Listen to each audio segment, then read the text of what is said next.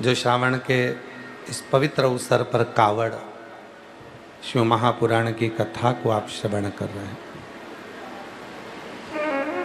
एक क्षण भी हम यदि भगवान शिव की अविरल भक्ति को धारण करते हैं,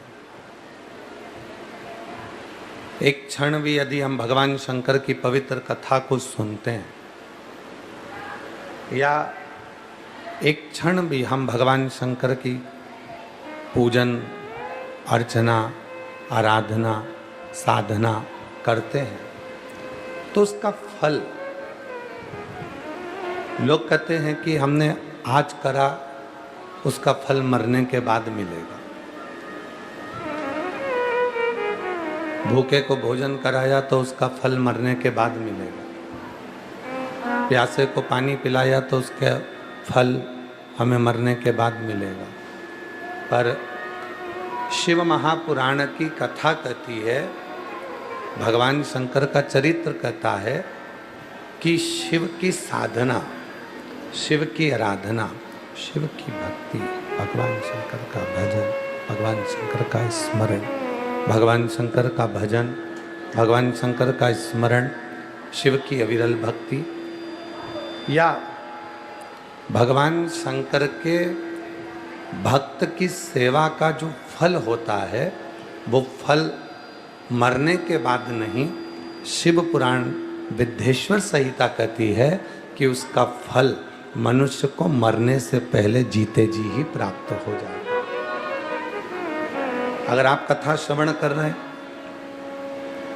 आप भगवान की कथा को श्रवण करने बैठे हुए हैं, या भगवान की कथा को भगवान की कथा को सुन रहे हैं, भगवान की कथा को श्रवण कर रहे हैं, भगवान की कथा को सुन रहे हैं, भगवान की कथा को धारण कर रहे हैं, तो हम शिव जी को एक लोटा जल चढ़ा रहे हैं, हम भगवान शंकर का श्रृंगार कर रहे हैं, हम भगवान शंकर का भजन कर रहे हैं, तो उसका जो फल है, वो फल हमको लोग कहें कि मरने के बाद कोई फल मिलता है, पर शिव पुराण की कथा कहती है भगवान के शंकर के भजन का, भगवान शंकर के स्मरण का, भगवान शंकर के कीर्तन का, भगवान शंकर के मंत्र जाप का, भगवान शंकर के भक्त की सेवा का फल हमें इसी मृत्यु लोक में जीते जी ही प्राप्त हो जाता है। ये शिव की साधना है।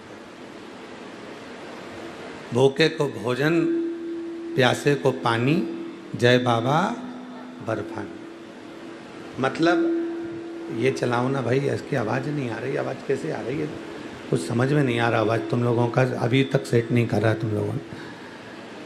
भूखे को भोजन, प्यासे को पानी, जय बाबा बर्फानी। आप भूखे को भोजन कराते हो, प्यासे को पानी पिलाते हो, कोई शिव भक्त की सेवा कर रहे होते हो, भगवान शंकर के भक्त की सेवा कर रहे होते हो, भगवान शंकर के भक्त की कोई जल, कोई भोजन, कोई अन्न का भाग, कुछ भी आप दे रहे होते हो, या किसी रूप में भी आप शिव भक्त की सेवा में यदि लगे हुए हो, उनकी सेवा कर रहे हो, तो ये निश्चित है उसका फल हमको जीते जी उसका फल अवश्य प्राप्त होता है। जीते जी उसका फल हमको मिलता है, जीते जी उसका फल हमको प्राप्त होता है। और तेरी कृपा बिना न ले एक भी लेते हैं श्वास तेरी कृपा से तनु तनु, बखान क्या करूं मैं लाखों के ढेर का, चपटी भभूत में खजाना कुबेर का।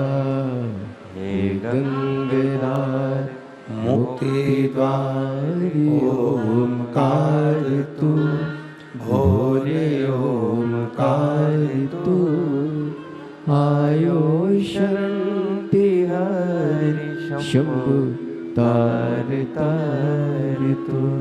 बखान क्या करूं मैं राखों के ढेर का चपटी बबूत में है खजाना कुबेर का। हे गंगाधर मुक्ति द्वार ओमकार तू भोले ओमकार तू आयो शांति हरि शंभु।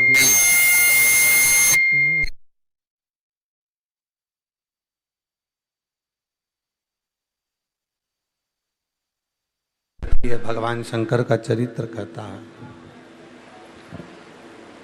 कुछ क्षण की पूजन आपने करी, कुछ क्षण की आराधना आपने करी, कुछ क्षण की साधना आपने करी, कुछ क्षण का आपने भगवान देवाधिदेव महादेव को जल समर्पित करा, या शिव जी का कोई श्रृंगार आपने किया। भगवान शंकर की कोई भी पूजन आप जो करते हैं, 2 क्षण की भी अगर कर रहे हैं तो उसका फल मरने के बाद नहीं, उसका फल जीते जी को प्राप्त होता है। शंभु, उसका फल हमें जीते जी प्राप्त होता है। वो मरने के बाद नहीं मिलता, वो जीते जी ही मिलता है। केवल एक शिव आराधना, शिव साधना केवल एक ऐसी है जिसमें मानव जीवन को जो वो कर्म करता है, शिव की साधना का, शिव के मंत्र जाप का, शिव की आराधना का, शिव के पूजन का, उसका फल उसे जीते जी ही प्राप्त हो जाता है, जीते जी। और हम पुनः पुनः साधुवाद देते हैं मनासा से, जो यजमान परिवार हैं, श्री जीवन सिंह जी, श्री हिरेंद्र सिंह जी, उनको साधुवाद देते हैं कि अपने जीवन काल में जब हम अपन भगवान का भजन कर रहे हैं, स्मरण कर रहे हैं, संकीर्तन कर रहे हैं, मंत्र जाप कर रहे हैं, नाम जाप कर रहे हैं, तो उसका फल हमें मिल रहा है। और उसका फल ही तो है, अगर सावन महीने में आप सब भगवान शिव की कथा को ऑनलाइन श्रवण कर रहे हैं, सावन महीने में आप यहाँ बैठकर भगवान की कथा का यजमान पद ग्रहण करें हैं, तो इसका फल तो आपको मिल ही रहा है। शिव तत्व, उसका फल मिलता है। पूजन, फिर निवेदन, जो पहले एक बार कथा में कहा था, पूजन भले कुछ देर की करो,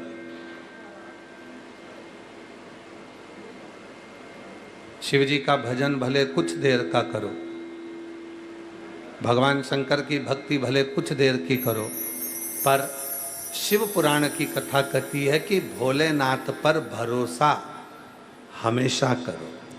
भरोसा थोड़ी देर का नहीं होना चाहिए, भरोसा कुछ देर का नहीं होना चाहिए, भरोसा तो बाबा पर 24 घंटे, हर पल, हर घड़ी, हर क्षण बाबा पर पूर्ण भरोसा होना चाहिए। भरोसा नहीं टिकना चाहिए, भरोसे में कोई कमी नहीं आना चाहिए, भरोसा पूर्ण हो।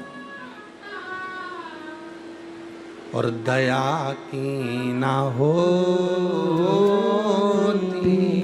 जो आदत तुम्हारी, दया की ना होती जो आदत तुम्हारी, तो सोनी ही रहती अदालत तुम्हारी, गरीबों के दिल में जो जगह तुम न पाते, तो किस दिल में होती इबादत तुम्हारी, तो किस दिल में होती इबादत तुम्हारी, दया की न होती जो आदत तुम्हारी। शिव के प्रति हम थोड़ा सा भी जो समर्पण धारण करें हैं, शंकर जी के प्रति हमारा जो थोड़ा सा भी समर्पण है, उसका फल हमें मिलता जो। भरोसा करो, 24 घंटे, हर पल, हर घड़ी, हर क्षण शिव पर भरोसा होना चाहिए। यहाँ तक शिव पुराण की कथा कहती है, मेरी जीजियों, शिव पुराण की कथा यहाँ तक कर रही है, जब हम एक लोटा जल लेकर शिव के मंदिर तक जब निकलते हैं, भगवान शंकर के मंदिर तक जब हम जाते हैं, शिवालय तक जब हम एक लोटा जल लेकर जाना चालू करते हैं, तो दुनिया के लोगों को क्या लगता है कि ये शिव जी के मंदिर में जा रही है, भगवान शंकर को जल चढ़ा रही है, या शिव जी के मंदिर में पहुंच रही है, भगवान शंकर को जल समर्पित करेगी। शिव शिव शंकर शिव शिव के मंदिर में जा रही है, शिव जी को एक लोटा जल समर्पित कर रही है, भगवान शंकर के मंदिर में जा रही है, एक लोटा जल समर्पित कर रही है। पर शिव महापुराण की कथा कहती है कि वो अपना विश्वास, वो अपना भरोसा, वो अपनी दृढ़ता शंकर जी के नज़दीक में लेकर जाती है, भगवान शिव के नज़दीक में लेकर जाती है। वो अपना भरोसा, अपनी दृढ़ता, अपना विश्वास शिव के मंदिर तक लेकर जा रही है। केवल वो जल नहीं ले जा रही है,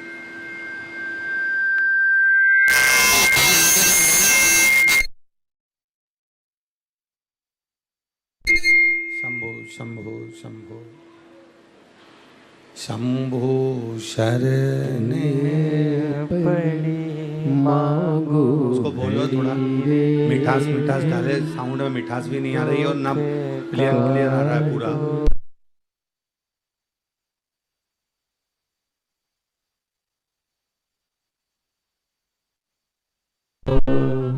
शंभो शरण पड़ी मांगो घड़ी रे घड़ी, दुख काटो दया करी ने दर्शन आपो। शंभो शरण पड़ी मांगो घड़ी रे घड़ी, दुख काटो दया करी ने दर्शन आपो। शंभु शरण पड़ी मांगो घड़ी रे घड़ी, दुख काटो दया करी ने दर्शन आपो। शंभो शरण पड़ी। खास कर बाबा इसको मीठा नहीं आ रहा, पूरा गला सूखा सूखा जा रहा है। दुख काटो दया करी ने दर्शन आपो। शंभो शरण पड़ी मांगो घड़ी रे घड़ी, दुख काटो दया करी ने दर्शन आपो।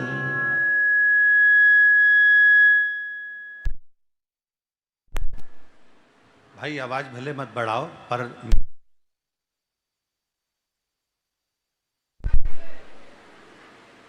शंभु शिव कथा कह रही है, भगवान शंकर का चरित्र कह रहा है, शिव पुराण की कथा कह रही है, शिव तत्व कह रहा है।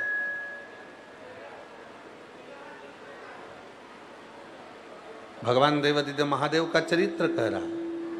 केवल जल लेकर, केवल जल लेकर भगवान शिव के मंदिर नहीं जाया जाता। शिव के मंदिर जाया जाता है अपना भरोसा, अपना विश्वास और अपनी दृढ़ता लेकर। और जब हम विश्वास लेकर जब शिव के मंदिर में जाते हैं, तो निश्चित है हमारा जो कार्य होता है वो सफल जरूर होता है। उसमें सफलता जब मिलेगी जब हमारा विश्वास हो। आपने वृक्ष लगाया, बड़ा हुआ, पत्ती भी आई, और फलदार वृक्ष लगाया और उसमें फल नहीं आया, तो मन में आएगा कि इसमें फल नहीं आ रहा। फिर कहाँ जाओगे? तो किसी दुकानदार से जाकर कहोगे, दवाई बेचने वाले से, कि भैया हमने फल लगाया आम का, हमने आंवले का फल लगाया, वृक्ष लगाया, हमने आम का वृक्ष लगाया, हमने बहुत फलदार वृक्ष, हमने नींबू का, मौसम्बी का, ये सारे वृक्ष हमने लगाए, बी का वृक्ष लगाया, जाम का वृक्ष लगाया, पर इसमें फल नहीं आ रहा, ये फलित नहीं। हमने वृक्ष तो लगाया, हमने वृक्ष का रोपण करा, हमने वृक्ष लगाया, पर इसमें फल नहीं आ रहा। आपने दुकानदार से कहा कि इसमें फल नहीं आ रहा, हम क्या करें, इसमें फल आना चाहिए। अब दुकानदार बोला कि माता जी एक काम करो, तुम ये दवाई लेकर चले जाओ और इस वृक्ष के नीचे ये दवाई डाल देना, तो वो फल देना प्रारंभ करेगा। अब वो दवाई आपने ले जाकर डाली और डालने के बाद उसमें फल आ गया। किसी किसी में फूल नहीं आता तो उसमें फूल आ गया। दवाई डलते ही उसमें फल भी आया और दवाई डलते ही उसमें फूल भी आया। उसी तरह हम रोज शिव जी को जल चढ़ा रहे हैं, हम रोज भगवान शंकर को जल समर्पित कर रहे हैं, हम प्रतिदिन भगवान शंकर को जल अर्पण कर रहे हैं, हम प्रतिदिन भगवान शिव को जल समर्पित कर रहे हैं। जल तो हम रोज चढ़ा रहे हैं, जल तो हम रोज भगवान देवाधिदेव महादेव को चढ़ा रहे हैं, पर हम जिस दिन जल के साथ में औषधि के रूप में विश्वास, जल के साथ में विश्वास, जब हम भगवान शंकर को समर्पित करना प्रारंभ कर देते हैं, भगवान शिव को जब हम विश्वास देना प्रारंभ कर देते हैं, अपना भरोसा दृढ़ कर जल चढ़ाना प्रारंभ कर देते हैं, फिर हमारा कार्य सफल होना प्रारंभ हो जाता है, हमें सफलता मिलना प्रारंभ हो जाती है। फिर हम और आप सफलता की ओर आगे बढ़ जाते। मतलब वृक्ष तो लगा, पत्ती भी आई, बड़ा भी हुआ, पर उसमें ना फल था ना फूल था। फल और फूल कब आया? जब उस वृक्ष को लगाने के बाद फल फूल कब आया? जब उस वृक्ष में हमने थोड़ी सी औषधि डाली, हमने थोड़ी सी दवाई डाली, या हमने उस दवाई का प्रयोग करा। तो वो दवाई कौन सी? हम जल तो चढ़ा रहे हैं और रोज भगवान से करें, भगवान मेरा एक काम कर देना, बाबा मेरी सुन लेना, मेरी बहू को संतान दे देना, बाबा सुन लेना, मेरा व्यापार चालू कर देना, बाबा सुन लेना, बाबा ऐसा कर देना। हम रोज भगवान से विनती कर रहे हैं, रोज प्रार्थना कर रहे हैं, रोज जल चढ़ा रहे हैं, रोज विनय कर रहे हैं, रोज झोली पसार कर बाबा को नमन कर रहे हैं, प्रणाम कर रहे हैं कि बाबा मेरी झोली भर देना, ऐसी कृपा कर देना, दया कर देना। पर वो झोली भरा ही नहीं रही है, वो कृपा हो ही नहीं रही है। उसका कारण क्या है? हमारा विश्वास उस जल के साथ में नहीं जा रहा। हमारा विश्वास उस जल के साथ नहीं जा रहा, उस जल के साथ में हमारा विश्वास नहीं जा रहा। और जिस दिन जल के साथ हमारा भरोसा, उस जल के साथ हमारी दृढ़ता, उस जल के साथ हमारा विश्वास शिव को चढ़ने लगे, हमारा भरोसा शंकर के चरणों में जाने लगे, तो समझ लेना कि मेरे देव अधिदेव महादेव की कृपा होना प्रारंभ हो। हम भरोसा ही नहीं दे पा रहे। कितने लोग हैं संसार के,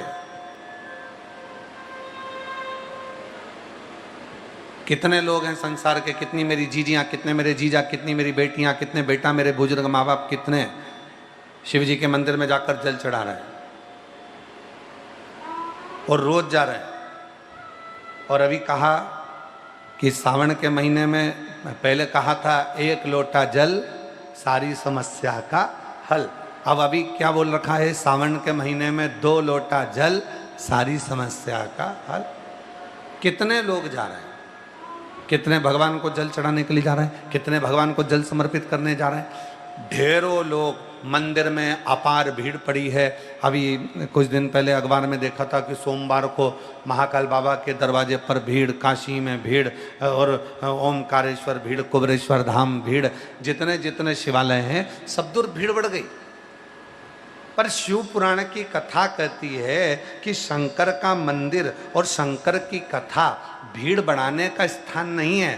शंकर का मंदिर और शंकर की कथा भाव बढ़ाने का स्थान है। यहाँ शिव के मंदिर में जब जाएं, शिवालय में जब जाएं, या शिव महापुराण की कथा में जब पहुँचें, तो हमारे भीतर का भाव बढ़े, हमारे भीतर का विश्वास बढ़े। हमारे भीतर की दृढ़ता बढ़े।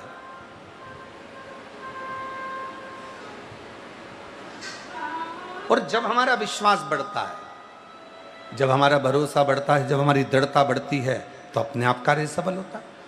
मंदिर तो ढेर जा रहे हो, शिव मंदिर में भीड़ लगी पड़ी हुई है, सारे शिवालयों में भीड़ लग गई।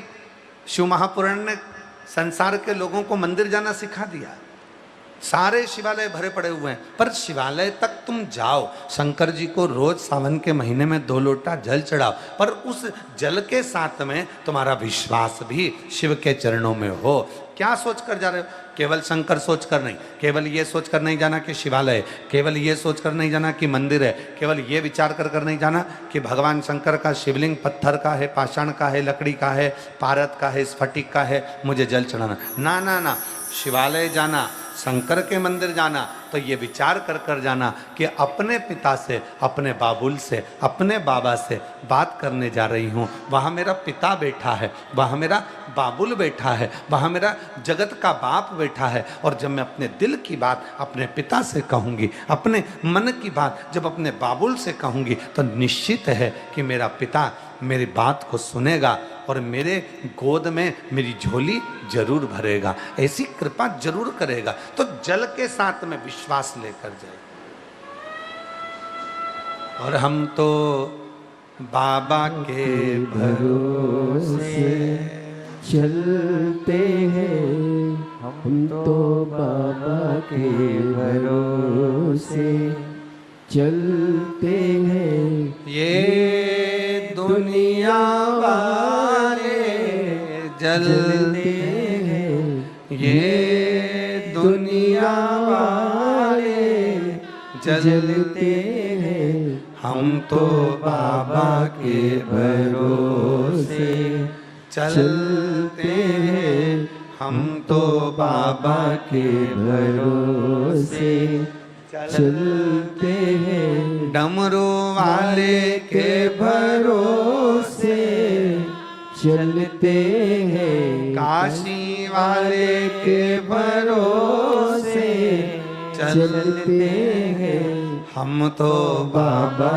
के भरोसे चलते हैं, हम तो बाबा के भरोसे चलते हैं। जल लेकर जाओ, मंदिर जाओ, खूब जाओ, जितना बन सके ऐसा भाव से मंदिर में पहुंचो। पर उसके जल के साथ में एक औषधि और लेकर जाओ, वो है विश्वास की औषधि, वो है तुम्हारा भरोसा, वो है तुम्हारी दृढ़ता, वो है तुम्हारा विश्वास। और जितनी मेरी जीजियाँ ऑनलाइन कथा सुन रही हैं, आस्था चैनल पर बैठकर इस पवित्र कथा का लाभ ले रही हैं, जितनी भी मेरी माताएं, जितनी मेरी बेटियां, जितने मेरे बेटा, जितने मेरे बुजुर्ग माता पिता सावन के महीने में ये पवित्र शिव महापुराण की कथा को ऑनलाइन फेसबुक, यूट्यूब पर और आस्था चैनल पर जितनी सोशल मीडिया पर श्रवण कर रहे हैं, उनसे निवेदन है, मंदिर जाओ, खूब जाओ, शिवालय जाओ, खूब जाओ, तीर्थ जाओ, खूब जाओ, मना नहीं, पर साथ में एक काम और करो, अपने विश्वास को दृढ़ी करो, अपने भरोसे को दृढ़ी करो। अभी कावड़ चल रही है, अवंतिकापुरी में भी कावड़ जा रही है, उज्जैनी में ओमकारेश्वर भी कावड़ जा रही है, विश्वनाथ भी कावड़ जा रही है, काशी नीलकंठ भी कावड़ जा रही है, प्रत्येक शिवालय, यहाँ तक कुबरेश्वर धाम सीहोर में भी कावड़ आ रही है। हम जितने कावड़ यात्री होते हैं, हम उन कावड़ यात्रियों को, जैसे 25 अगस्त की बाबा की प्रदोष की कावड़ है, सुबह 9 बजे माँ सीवन के तट से भरी जाएगी और 11 किलोमीटर बाबा तक आएगी। कामना कावड़, भौम प्रदोष की कावड़, लाखों शिव भक्त आते हैं उस दिन। पर उन लाखों शिव भक्तों को हम एक बात जरूर कहना चाहते हैं, आप आओ, पर साथ में भरोसा लेकर आओ, विश्वास लेकर आओ कि मैं जाऊंगा, बाबा को कावड़ का जल सीवन नदी माँ से भरूंगा और उस जल को लेकर बोल बम बोल बम बोल बम बोलता हुआ बाबा कुबेर भंडारी के चरणों को समर्पित करूंगा।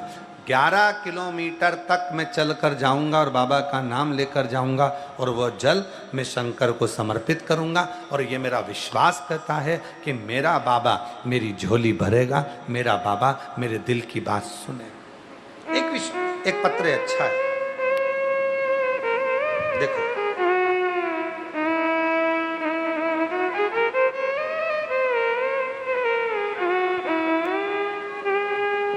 एक पत्र अच्छा है। मेरा नाम चंद्रकला सुधाकर राव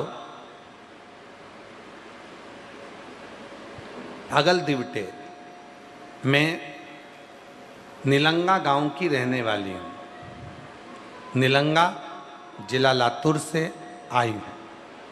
मेरा नाम चंद्रकला सुधाकर राव अगल दिवटे, मैं निगला गांव की रहने वाली हूँ और निलगा जिला लातूर से आई हूँ। मेरा मोबाइल नंबर ये है।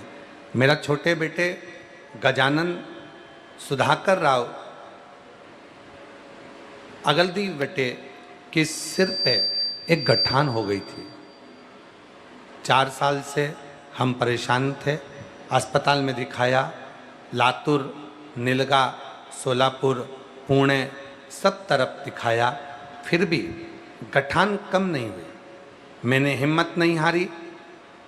तब किसी ने कहा कि सीहोर वाला बाबा कथा कहता है, 1 लोटे जल का वर्णन करता है और रुद्राक्ष पानी में गलाकर सीहोर के रुद्राक्ष को शिव को चढ़ाओ और उस पानी को पियो। मैंने अपने बेटे को देना चालू करा, जल बेटे के सिर पर लगाना प्रारंभ करा और 5 पंडाल में पंढरपुर, सीहोर, नांदेड़, हैदराबाद मैंने कथा को सुना और बाबा की मिट्टी को भी अपने बेटे के सिर पर लगाया। बाबा की कृपा से मेरे बेटे के सिर में जो गठान थी वो पूरी की पूरी गल गई और आज मैं बाबा को धन्यवाद देने के लिए आई हूँ कि बाबा ने मेरी बात को स्वीकार कर लिया। ये विश्वास, ये भरोसा, ये दृढ़ता।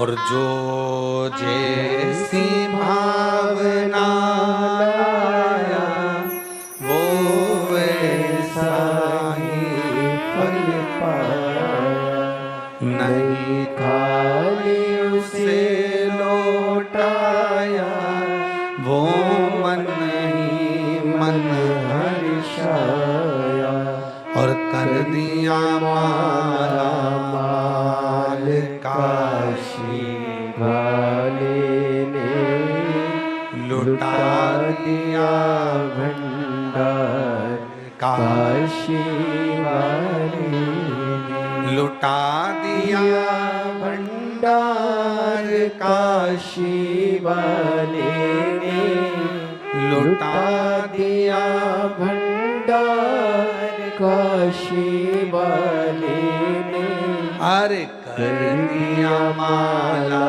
माल काशी वाले ने लुटा दिया भंडार काशी वाले ने। जल लेकर जाओ, शिव के मंदिर जाओ, शिवालय जाओ, कावड़ यात्रा लेकर जाओ, कावड़ भर कर लेकर जाओ, 2 लोटा जल लेकर जाओ, खूब प्रेम से आप कुबरेश्वर धाम आओ, काशी जाओ, उज्जैनी अवंतिकापुरी जाओ, चाहे ओमकार जाओ, चाहे नीलकंठ जाओ, पर उसके साथ अपने विश्वास को लेकर जाओ, अपने भरोसे। अच्छा, कई लोग कहते थे, जी जी हो, कई लोग कहते हैं गुरुजी हम आए हैं तो विश्वास से ही आए होंगे, हम इतने लोग आए हैं तो भरोसे से ही आए होंगे। नहीं नहीं, इसको भरोसा, वैसे तो तुम शादी में भी चली जाती हो तो क्या विश्वास पे जाती हो? शॉपिंग मॉल में जाती हो तो क्या विश्वास पे जाती हो? या किसी दुकान पर सामान खरीदने जाती हो तो विश्वास से तुम उसको विश्वास कब होगा, भरोसा कब होगा, विश्वास की दृढ़ता कब आएगी? जिस समय पर आप अपने घर से जब निकलो और अपने साथ जो जल लेकर जा रहे हो, जो वस्त्र लेकर जा रहे हो, जो सामग्री लेकर जा रहे हो, उसमें ये भरोसा होना चाहिए कि मैं जिसके लिए लेकर जा रही हूं वो स्वीकार कर रहा है और मेरी बात को पूरा पूरा सुन रहा है, पूरा सुन।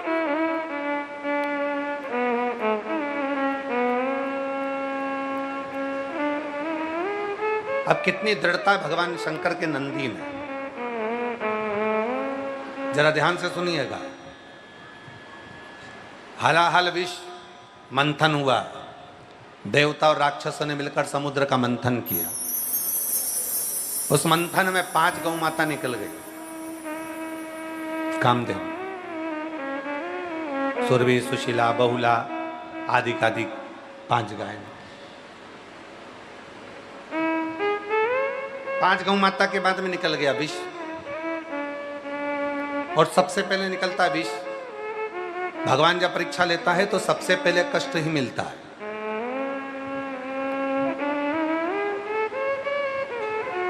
और इतना कष्ट मिलता है कि व्यक्ति आखिरी में ये सोचने लगता है कि अब तो मैं भगवान की पूजन भी बंद कर दूं। जब भगवान ने सारा ही दुख मुझे दे दिया, सारा ही कष्ट मुझे दे दिया, तो मुझे भगवान को ना तो जल चढ़ाना है, ना पूजन करना है, ना मैं राम नाम लूंगी, ना कृष्ण नाम लूंगी, ना शिव नाम लूंगी।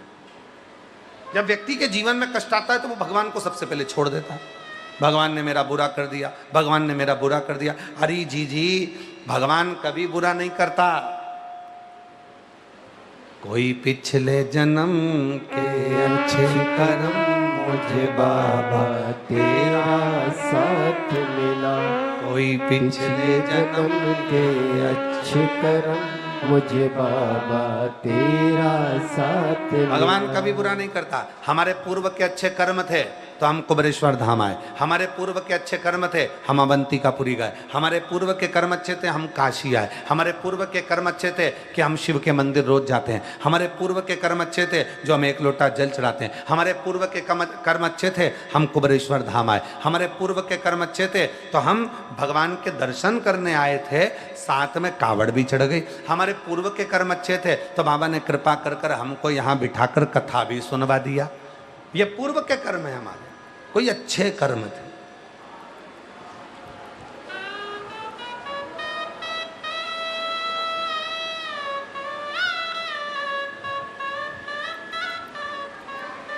पूर्व के कर्म थे, पहुंच गए। और अगर हमारे पूर्व के कर्म ही कुछ ऐसे होते हैं जिसके कारण बस हमारा कोई काम अगर बनते बनते बिगड़ रहा है, तो हम ये ना सोचे कि भगवान ने हमारा काम बिगाड़ दिया। ना ना ना, हमारा पूर्व का कर्म था, हो गया जो होना था। बाबा अच्छा करेगा, मुझे भरोसा, मुझे विश्वास, मेरा शिव अच्छा करेगा, ये मुझे विश्वास है, ये मुझे भरोसा। भरोसो दृढ़ इन चरण न कैरो, पूर्ण भरोसा। ये मेरा भरोसा करता है कि मेरा बाबा मेरी सुनेगा, आज नहीं तो कल देगा।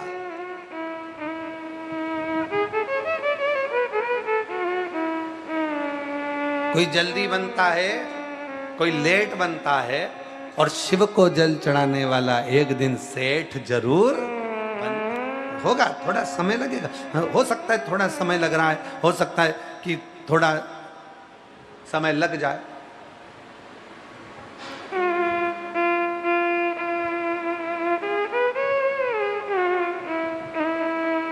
पर हम उस गलत सोच में पड़े हैं। दुनिया पाप कब करती है? जवानी में। पुण्य कब करते हैं लोग? बुढ़ापे में। जवानी में पाप करेंगे और बुढ़ापे में पुण्य करेंगे। पर शिव पुराण की कथा क्या कहती है? आज कपड़ा गंदा हुआ तो आज ही धो दो, दाग नहीं लगेगा। हमारी अम्मा कहती है, हमारी मम्मा तो 1-2 बार भोजन करते करते कई बार अमरस गिर गया, आम का रस गिर गया, तो हमारी मम्मी तुरंत हमको ही पकड़ के ले जाती है बाथरूम में, और अब धोती पे गिरा है तो बाथरूम में पकड़ के ले गई और उसको बाल्टी में डुबक डुबक के वहीं पे उनने धो दिया। अगर अभी नहीं धोंगी तो फिर दाग लग जाएगा, दाग लग गया पक्का हो जाएगा, पक्का हो गया छूटेगा नहीं। अब कई बार मम्मी से तुम धोती ले जाओ, नहीं तू ही चल चल, अब काम कपड़े बदलेगा तो ये काम करोगे तो धोती लो, बस धो के अब भी पूरा साफ और पूरा दाग निकल गया, पूरा दाग, क्षण भर की देरी ना। अब लोग क्या करते हैं? पाप कब करा? जवानी में। गलत काम करा? जवानी में। व्यसन कब करा? जवानी में। गलत काम कब करा? जवानी में। और पाप करा जवानी में और पुण्य कर रहा बुढ़ापे में। अब वो पाप तो जम गया, छूटने वाला ही नहीं है, जबी की जबी धो दो। आज गलत बोलने में आ गया, गलत विचार आ गया, गलत सोचने में आ गया, गलत हमारी दृष्टि हो गई, गलत हमारा भाव आ गया, तो फिर एक काम करो, आज सवेरे 10 बजे हमारे मुख से गलत निकला, हमारे 10 बजे सुबह मॉर्निंग वॉक करने चले थे तो सवेरे हमारे मुख से निंदा निकल गई, हमारे मुख से गलत काम निकल गया। अब मॉर्निंग वॉक करोगे तो 2-4 साथ में चलेंगे तो किसी ना किसी की बात तो निकलेगी, और निकलेगी तो भुनसारे 5:30 बजे से निंदा तो होगी, चाहे कुछ भी कर लो। जिम भी जाओगे तो भी निंदा होगी, अगर मॉल में घूमने गए हो तो भी निंदा होगी, थोड़ी ना थोड़ी निंदा तो तुम्हारे मुंह से निकलेगी। अब जब तुम्हारे मुख से निंदा आज निकली, सवेरे 9 बजे निकली, 10 बजे निकली, गलत काम सवेरे हो गया, तुमने किसी को डांट दिया, गाली दे दी, अपशब्द कह दिया, ताना दे दिया, किसी को कमेंट्स कर दिया, तो तुमने जो सवेरे करा तो ये काम करना तभी की तभी उसको धोने का प्रयास करना। तो धोगे कैसे? तो गलत निकल गया या गलत अपने मुख से निकला, तो इस जिह्वा ने गलत निकाला, तो उसी समय पर किसी को अगर कुछ बोल भी दिया है तो उसी समय पर सॉरी कह दो, उसी समय पर प्रेम से क्षमा मांगो।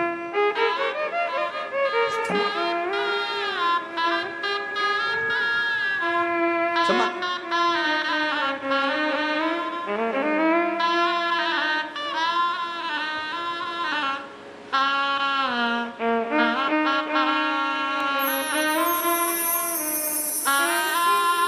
इस जिह्वा को रोग लगा है, रोज चुगलिया करने का, इन कानों को रोग लगा है, रोज चुगलिया सुनने का, इन कानों से शिव पुराण सुन लो, सारा रोग मिट जाए।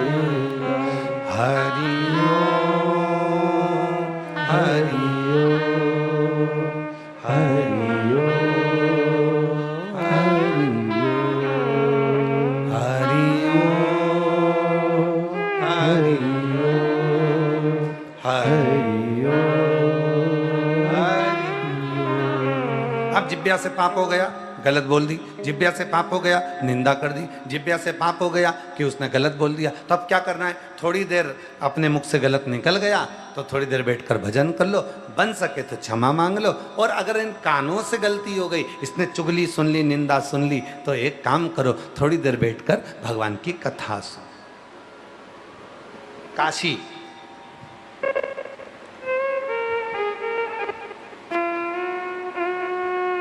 काशी में पार्वती जी ने भगवान शिव से एक प्रश्न किया।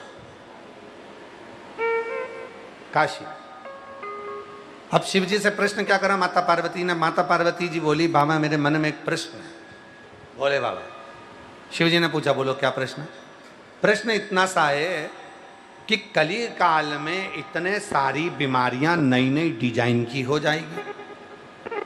अब आज के ज़माने में कितनी सारी बीमारी, कहीं बीपी की, कहीं शुगर की, कहीं थायराइड की, कहीं कुछ हो गया, कहीं कुछ हो गया, कहीं कुछ हो गया, कितनी सारी, कहीं लीवर गड़बड़ हो गया, कहीं किडनी गड़बड़ हो गई, कहीं कुछ गड़बड़ हो गया, कहीं घुटना गड़बड़ हो गया, कहीं कहीं पूरा फर्नीचर ही गड़बड़ हो गया। तो शरीर तो शरीर है, कहीं ना कहीं कोई ना कोई बीमारी बनी हुई है।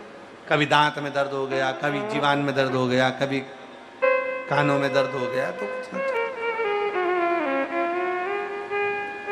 और नी भी हो तो थोड़ा बहुत हमारा साउंड वाला दर्द करवा देता। तो अब मान लो हो गया थोड़ा थोड़ा। तो ये सारे नई नई जो बीमारियां हो रही हैं, नई नई जो बीमारियां चल रही हैं, तो ये बीमारियों को रोकने का सबसे सुंदर तरीका कौन सा है? कौन सी औषधि है जो सारी बीमारियों का हल कर सकती है?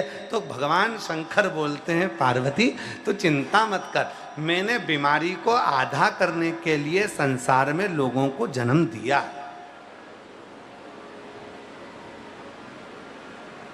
बीमारी को आधा करने के लिए मैंने संसार के लोगों में आधों को जन्म दिया। क्या करा आपने? शंकर भगवान बोले, पार्वती सुन, मैंने पृथ्वी पर हर मोहल्ले, हर कॉलोनी में, हर सोसाइटी में, हर गली में, परिवार में 2-4 निंदा करने वालों को पैदा किया है, चुगली करने वालों को पैदा किया है। पार्वती जी पूछी, वो क्यों? शंकर भगवान बोले, सुन पार्वती, जिस गली में, जिस मोहल्ले में, जिस सोसाइटी में, जिस कॉलोनी में, जिस नगर में, जिस गांव में, जिस मोहल्ले में, जिस परिवार में निंदा वाले नहीं होंगे तो लोग ज्यादा बीमार पड़ेंगे। इसलिए निंदा करने वाले अगर होंगे तो बीमारी थोड़ी बहुत होगी, कम कम होगी। आधी बीमारी निंदा करने वाला उसकी निंदा कर कर कर, निंदा कर कर कर, निंदा कर कर कर उसकी सारी बीमारी को निचोड़ लेता है और दूसरे के घर पर छोड़ देता है।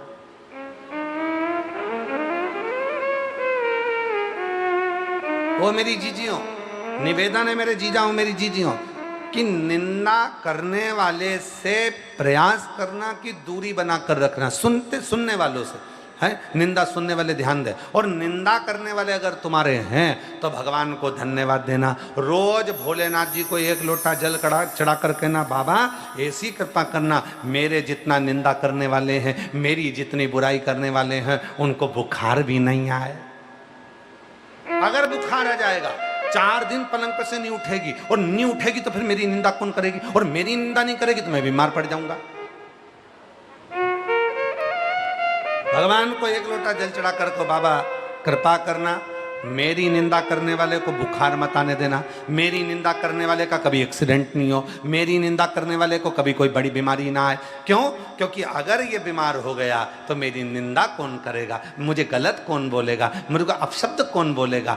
ये है और मेरी निंदा करता रहेगा, मुझे गाली देता रहेगा, मुझे आड़ा टेढ़ा बोलता रहेगा, दिन रात मोबाइल पर मुझे कमेंट्स करता रहेगा, दिन रात कोसता रहेगा, भीतर भीतर जलता रहेगा, तो मेरा बाबा, मैं जानती हूं कि तूने काशी में पार्वती से कहा था, पार्वती अगर कोई तेरी निंदा करने वाला मिल जाए तो तू खुशियां मनाना, भगवान को धन्यवाद देना कि तेरी बीमारी का आधा हिस्सा वो निचोड़ कर ले जा रहा है और तू ठीक होता जा रहा है, ठीक होता।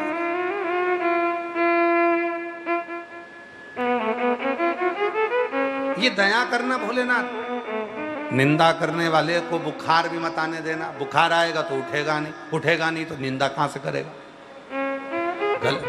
वो निंदा कर देगा, तू अच्छा रह। और हमारे यहां तो यहां तक का, निंदक न्यारे आंगन कुटीर छवाए, और बिन पानी बिन साबुन सारो मेल धुल जाए। अगर निंदक है हमारे पास में, हमारे साथ में, तो समझ लेना कि हमारी जिंदगी के सारे दोष, सारे पाप, सारे कष्ट, सारी बीमारियां धीरे धीरे धीरे धीरे वो साफ कर देगा। तो जितनी मेरी जीजियां हैं, तुम लोटा भर के जल चढ़ाने के लिए जाती हो, तुम जल चढ़ाने के लिए शिव मंदिर में पहुंचती हो, तुम शंकर जी के मंदिर में जाती हो, और कोई तुम्हें कमेंट्स कर रहा है, कोई तुम्हें ताना दे रहा है, कोई तुमको आड़ा टेढ़ा बोल रहा है, तुम मंदिर में भजन गा रही हो और कोई तुमको कमेंट्स कर कर, ताना देकर, हंसकर जा रहा है, कोई तुम्हें आड़ा टेढ़ा बोलकर जा रहा है, तो भगवान भोलेनाथ से कहना, बाबा इसको ऐसी बना के रखना, कृपा करना, इसको तुम बिल्कुल बीमार मत पड़ने देना, वरना मुझे कमेंट्स कौन करेगा, मुझे आड़ा टेढ़ा कौन बोलेगा, मेरी निंदा कौन करेगा, इसको करना, बाबा कृपा कर, कृपा, शिव कृपा।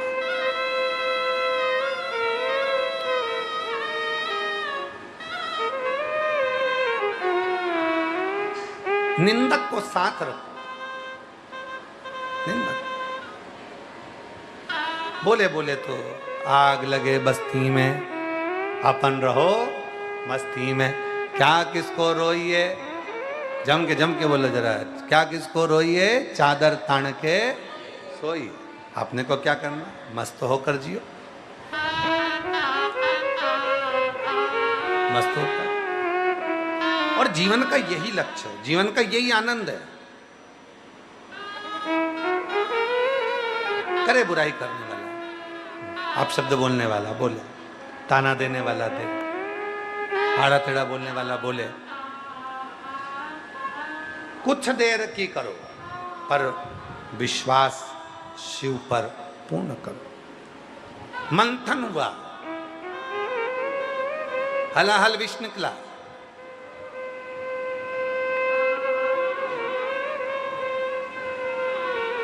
मंथन में सबसे पहले विष निकला। तो जिंदगी में भी यही होता है, जो अच्छा करने वाला होता है, अमृत निकलने वाला था उसके पहले विष निकला है, तो अच्छा होने के पहले हो सकता है कि कुछ बुरा भी हो। घबराना नहीं है, हारना नहीं है। एक पत्र अच्छा है, देखिए, अच्छा पत्र।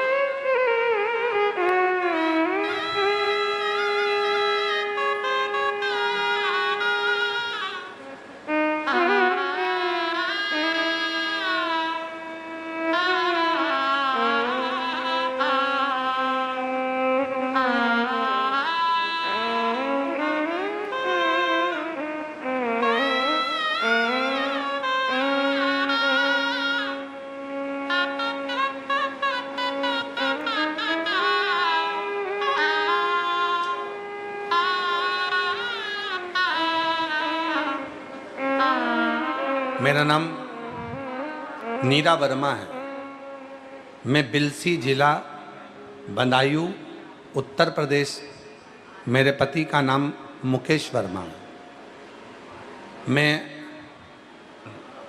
मेरा नाम नीरा वर्मा, मेरे पति का नाम मुकेश वर्मा, बिलसी जिला बदायूं उत्तर प्रदेश से आई हूँ। गुरुजी, मेरे 3 बेटी और 1 बेटा है। उसकी शादी हो गई है, उसके भी 3 बेटियां हैं। और गुरुजी, मेरे बेटे के मुख में एक दाना हो गया था। हमने डॉक्टर को दिखाया, डॉक्टर ने कैंसर की शिकायत बोला और हम घबरा गए।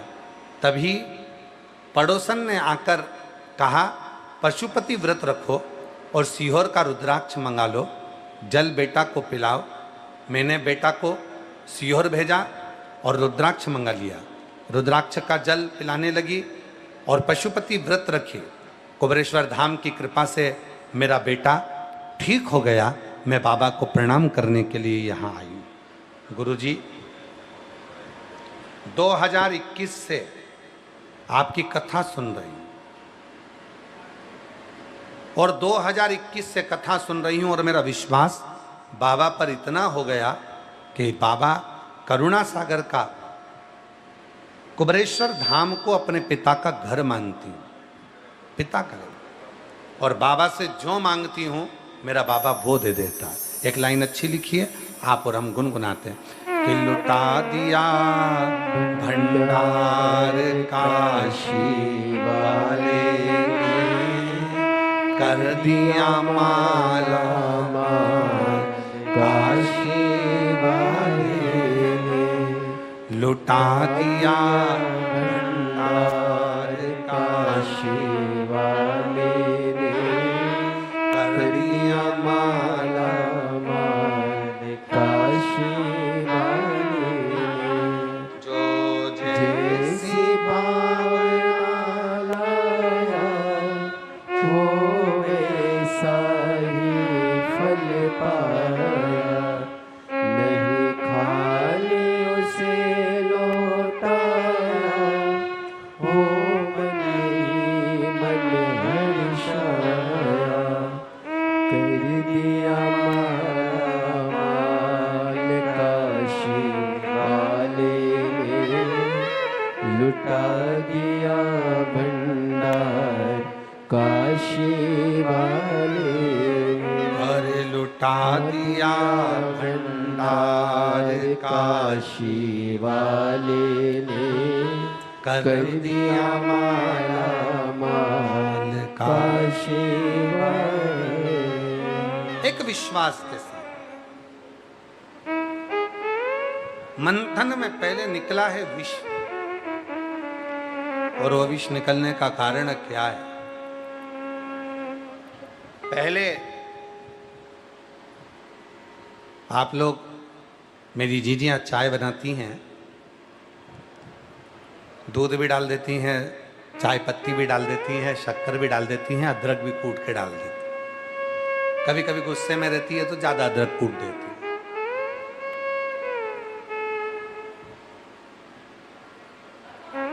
अदरक कूट के डाल देती है। होता क्या है, चलो ये भी जाने दो। मेरी जीजियां गुलाब जामुन बनाती हैं, जलेबी बनाती हैं, तिल्ली की गजक बनाती हैं, शक्कर को पकाती है, उसके ऊपर फेन आ जाता है, खार आ जाता है, गंदा गंदा खार आ गया, उसके ऊपर फेन आ गया। चाय बनाई तो उसके ऊपर भी फेन आ गया। और वो फेन आया, आप लोग उसको थोड़ा सा हिला देते हो, या फिर जो ज़्यादा गंदा सा दिखता है तो उसको हटा देते हो। बस वही मंथन हुआ, देवता और राक्षसों ने मिलकर मंथन करा, समुद्र का मंथन प्रारंभ हुआ। और जो मंथन प्रारंभ हुआ, और उस मंथन में मंथन करते करते करते करते करते करते अमृत तो बहुत बाद में आया, बहुत मंथन करते करते सबसे पहले उसमें विष आ गया। अब उस विष को कहाँ निकाले? तो विष जो आया उसको घड़े में भरा, और घड़े में भरने के बाद में उस विष को किसको देने जाए? तो कहा ये विष भगवान विष्णु को देना चाहिए। भगवान नारायण ने कहा विष का मैं क्या करूंगा, मैं विष का क्या करूं? तो कहा ब्रह्मदेव सृष्टि की रचना करता है, सृष्टि का पूरा निर्माण उन्होंने करा। उन्हीं ने कहा था कि मैं सृष्टि का रचना करता हूं, मैं भगवान, मैंने सृष्टि रची है। तो एक काम करो, इस विष को ब्रह्मा जी को दे दो, ब्रह्मा जी को।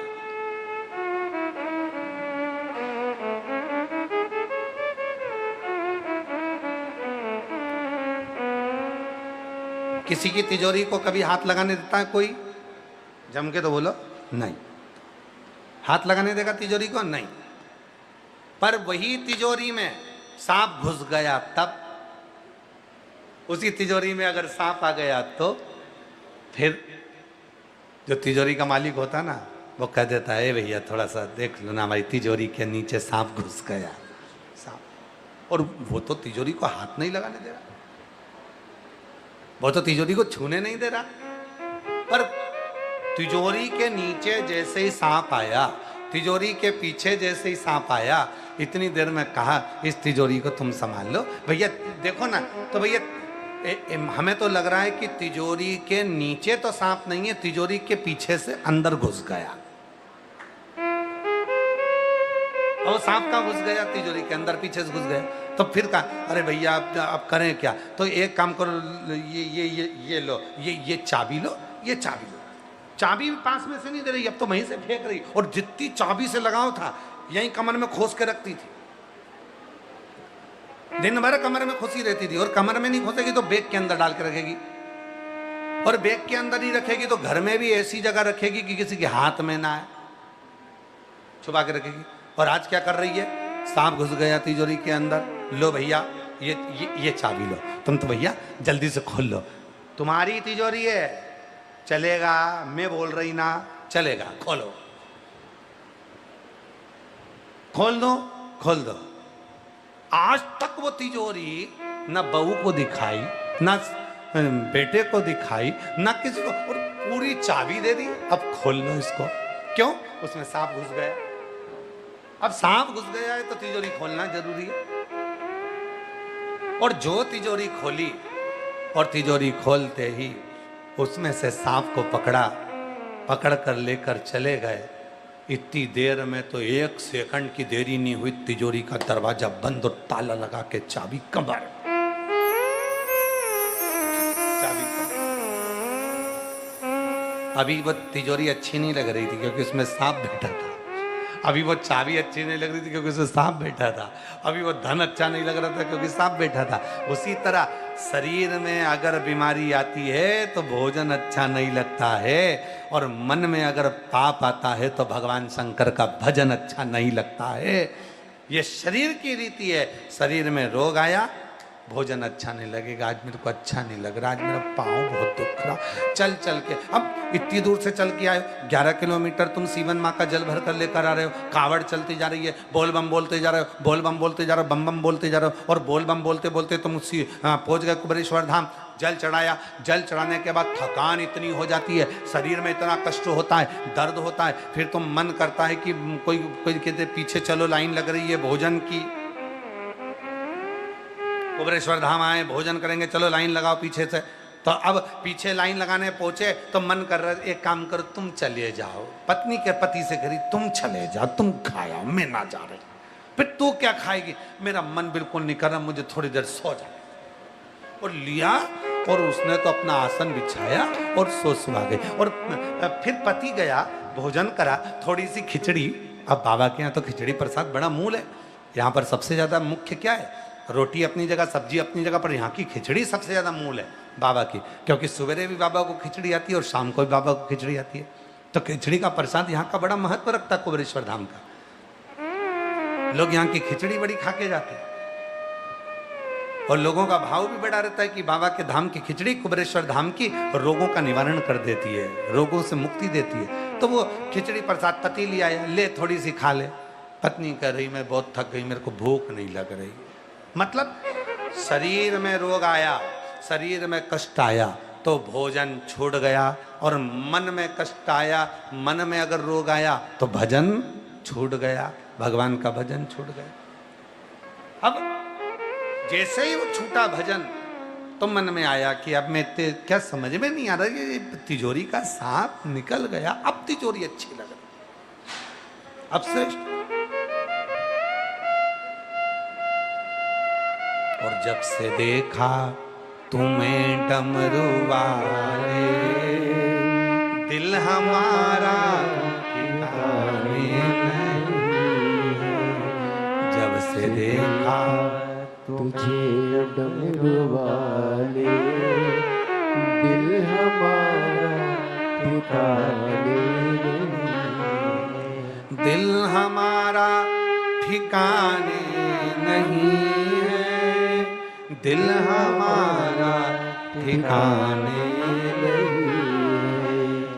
दिल हमारा ठिकाने नहीं है, दिल हमारा ठिकाने नहीं। जब से देखा तुझे डमरू वाले, दिल हमारा ठिकाने नहीं। जब से देखा तुझे डमरू वाले, दिल हमारा ठिकाने नहीं।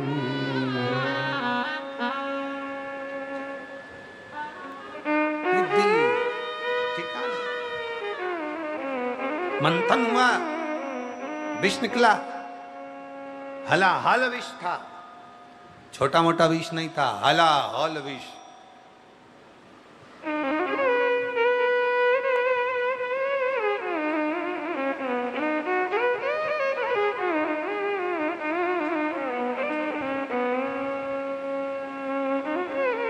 मुनि श्री तरुण सागर जी महाराज अपनी भाषा में एक बात कहते थे।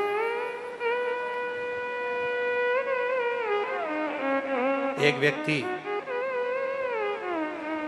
गुस्से में गया, परेशान था, जहर लिया, खा गया।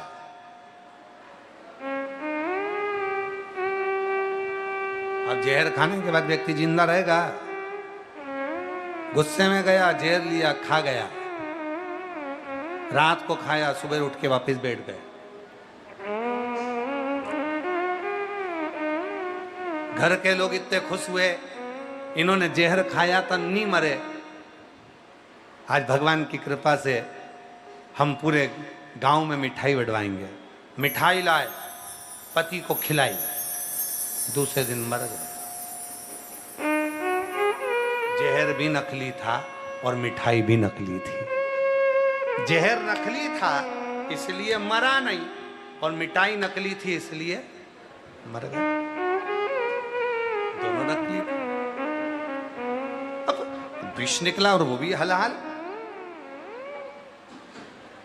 और इतना हलाहल विष जो निकला, उस विष को देखा कि अब इसको पिएगा। तो कहा, अभी लड़ाई हुई थी ब्रह्मा और विष्णु जी में, आपस में भेद हुआ था। ब्रह्मा जी बोले थे इस सृष्टि का रचना करता मैं हूँ, भगवान विष्णु ने कहा इस रचना करता मैं हूँ। तब दोनों में भेद हुआ। तब भगवान ब्रह्मा जी के सामने भगवान नारायण के मुख से निकल गया था कि इसकी रचना करने वाला तो स्वयं देव अधिदेव महादेव है, तुम रचना करता नहीं। भेदा तो भगवान विचार करे कि ये जो मंथन में हलाहल विष निकला है, इस विष को कहाँ पहुंचाया जाए? तो क्या इस विष को पहुंचा दो भगवान विष्णु जी के पास। भगवान विष्णु ने कहा मैं क्या करूंगा, ब्रह्मा जी रचना करता है, उनके पास भेजो। ब्रह्मा जी के पास भेजा तो ब्रह्मा जी कहे मैं रचना करता, अगर मैं ही मर गया तो फिर रचना कौन करेगा, तो फिर मैं विष नहीं पीऊंगा। इंद्रदेव के पास भेजो, उसको सत्ता बहुत चाहिए, अगर सत्ता चाहिए तो विष पिए। अगर सत्ता चाहिए तो विष पीना पड़ेगा। और जितने संसार के राजनेता हैं, जितनी सत्ता में बैठने वाले हैं, जितने ऊंचे सिंहासन पर बैठने वाले हैं, जितने ऊंचे पद पर बैठने वाले हैं, उनको विष पीना पड़ता है। लोग ताना देते, गाली देते, अपशब्द देते, खूब आड़ा तड़ा करते, खूब गालियां देते। तो अगर उच्च पद पर बैठना है, सत्ता में बैठना है, तो आपको तो गाली सहन करना पड़ेगी, विष तो पीना पड़ेगा, विष तो पीना।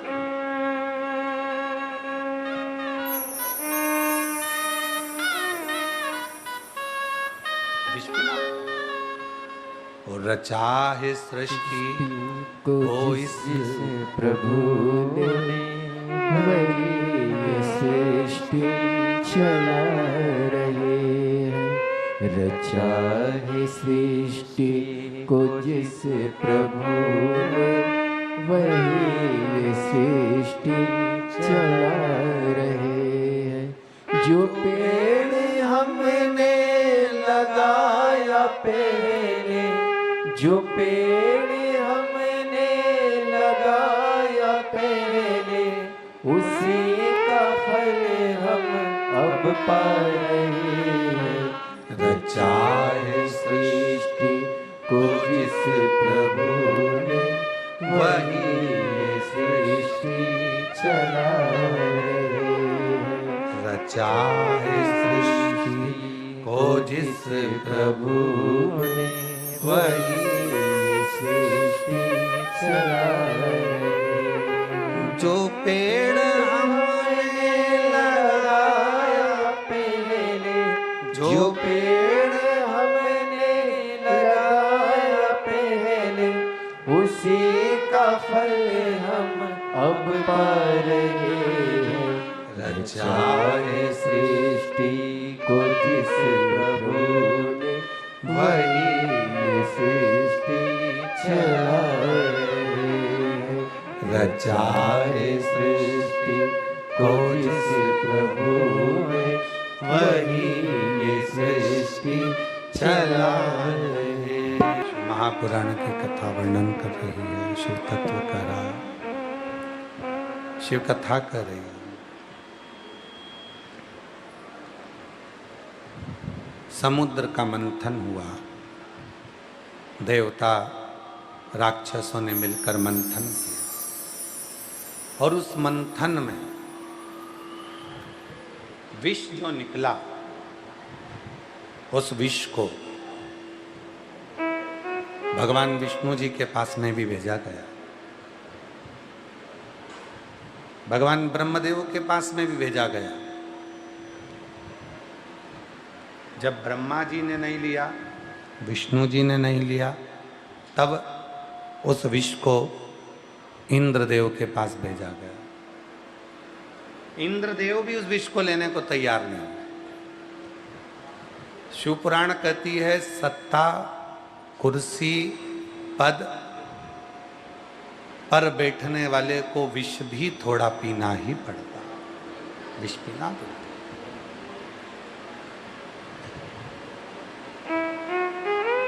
उसको विष पीना पड़ेगा। थोड़ा विष जीवन में थोड़ा थोड़ा देखो। मूलतः शिव महापुराण की कथा क्या कहती है, भगवान शंकर का चरित्र क्या कहता है कि जीवन जो मिला है, मानव की जो देह मिली है, मनुष्य का जो शरीर मिला है, जो हमारा मानव का जो शरीर मिला है, इसमें थोड़ा ना थोड़ा जिंदगी में कष्ट जरूर है।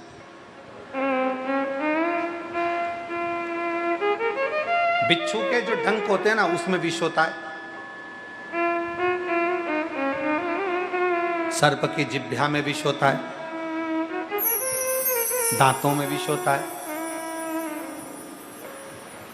सर्प के दांतों में विष होता है, बिच्छू के डंक में विष होता है, मधुमक्खी के भी डंक में विष होता है। पर एक मानव ऐसा है जिसकी जिह्वा पर अमृत भी है और विष भी है। अमृत भी है और विष भी है, दोनों चीज उसकी जिह्वा पर है, अमृत भी है और विष भी, दोनों। अब आपके ऊपर निर्भर करता है, अपने ऊपर निर्भर करता है कि अपन अमृत दे रहे हैं कि विष दे रहे हैं।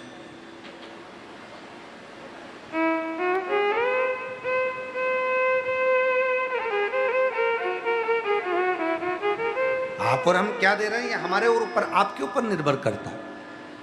विष पहुंचा दिया भगवान इंद्र के पास में, इंद्र के पास में विष गया तो इंद्र ने कहा इस विष का मैं करूंगा, इस विष का मैं करूंगा क्या, मैं विष नहीं पीऊंगा।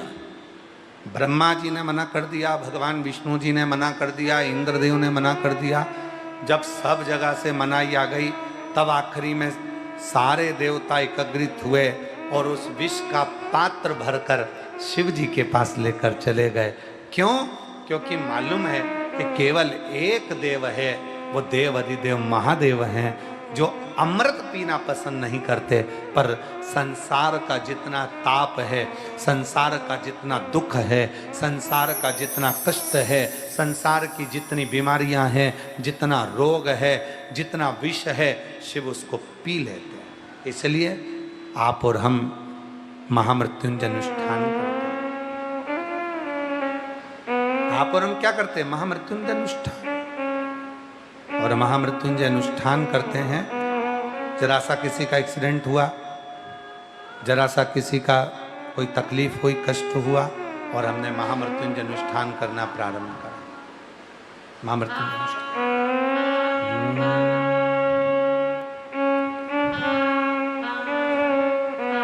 शंभु शंभु शंभु। जरा सा कोई कष्ट हुआ और महामृत्युंजय का अनुष्ठान प्रारंभ हो गया। क्यों?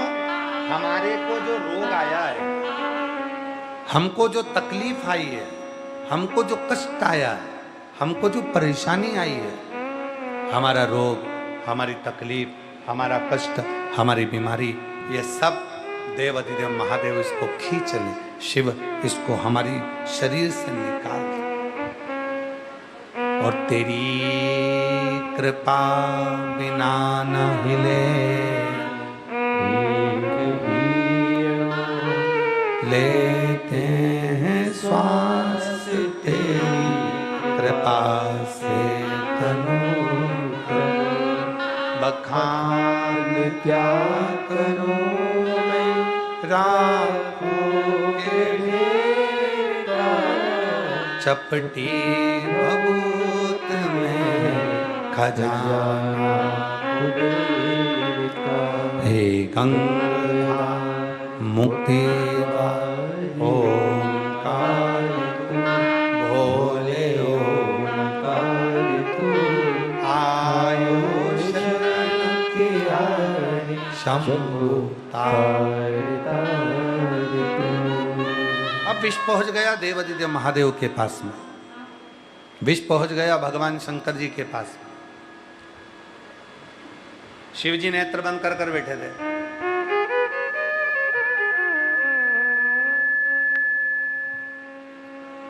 पार्वती जी के नेत्र खुले थे, शिव जी के नेत्र बंद थे, पार्वती के नेत्र खुले थे, और पार्वती माता से देख रही थी। पार्वती माता का ध्यान था। शिव जी के नेत्र बंद हैं, पार्वती जी के नेत्र खुले हैं।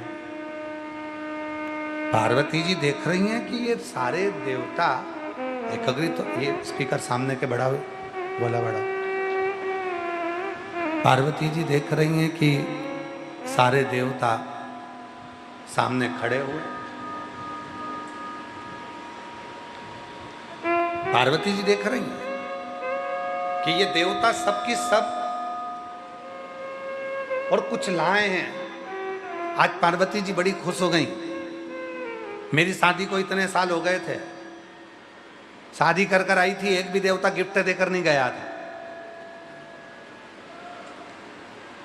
इतने विवाह के वर्ष हो गए, आज तक कोई भी देवता मेरी शादी का गिफ्ट देकर नहीं गया था। और आज पार्वती जी बड़ी प्रसन्न हो रही है कि इनके सुंदर पात्र में रतन जड़े हैं, माणिक जड़े हैं, हीरा पन्ना जड़ा है, पूरा रत्नों से जड़ित है। और रत्नों से जड़ित एक कलश के अंदर उनको क्या मालूम था कि विष भरा पड़ा है। वो तो सोची कि सारा की सारा रतन जड़ित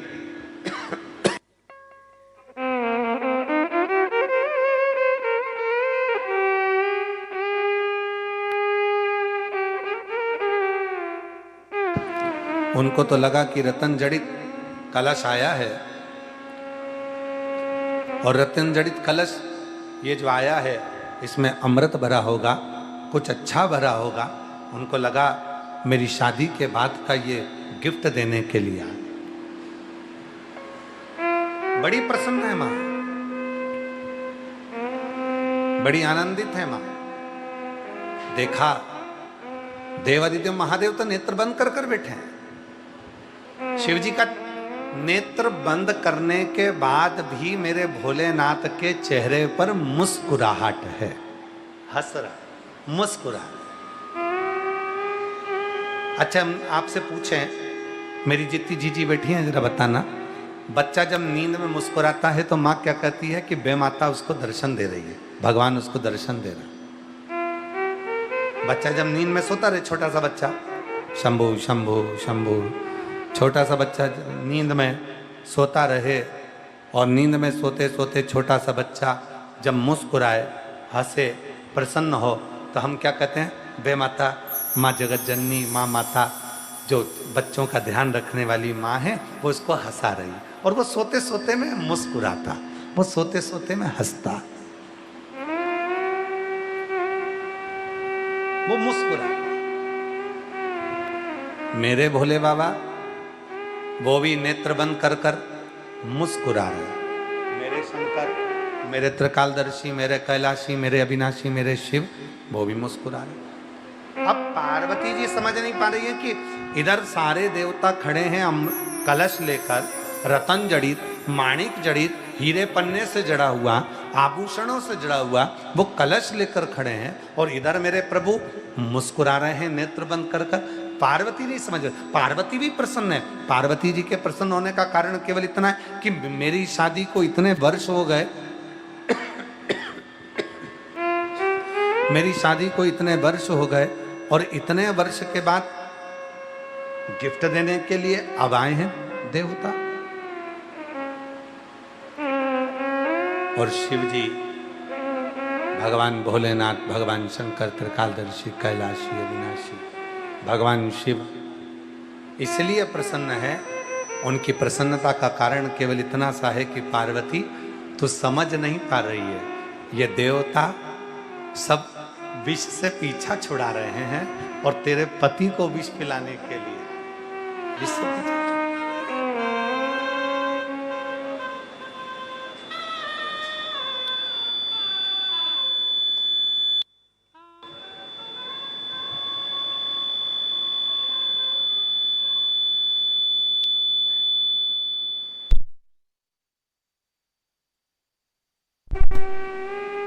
कई बार व्यक्ति को जब अपना काम निकालवाना रहता है ना, बहुत मुस्कुराता, बहुत हंसता, प्रसन्नता में, आनंदता में आपके आगे पीछे घूमेगा, आपसे निवेदन करेगा, प्रार्थना करेगा। जब व्यक्ति को अपना काम कराना है तो वो प्रसन्नता के साथ, आनंदता के, सेट करो, साउंड सेट करो, प्रसन्नता के साथ में, आनंदता के साथ में, वो प्रसन्नता के साथ में कर।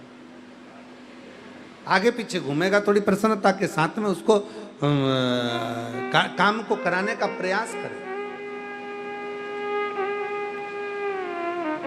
आज शिवजी इसीलिए प्रसन्न है, भगवान शंकर के चेहरे पर इसलिए प्रसन्नता है, भगवान शंकर के चेहरे पर इसलिए प्रसन्नता, इसलिए आनंदता है कि ये देवता अपना काम कराने के लिए यहां पर आए हैं, अपना काम कराने, इसलिए प्रसन्न।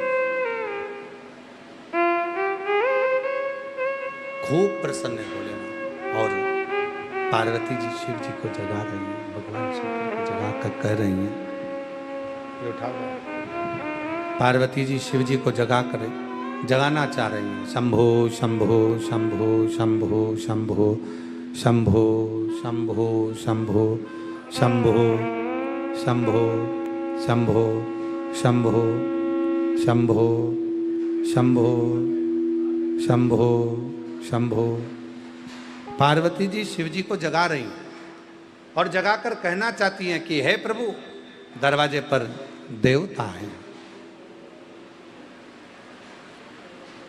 दरवाजे पर देवता हैं और ये कुछ लेकर आए। भगवान शंकर नेत्र नहीं खोले, भगवान शंभु शरणे मांगू घड़ी रे घड़ी, दुख काट दया करीने। शंभु आपो शंभु शरणे पड़ी मांगू घड़ी रे घड़ी, दुख काटो दया करीने दर्शन ओ शंभु शरणे मांगो शंभु दुख काटो दया करीने दर्शन। पार्वती जी शिव जी को जगा रही हैं। भोलेनाथ जी जागिए।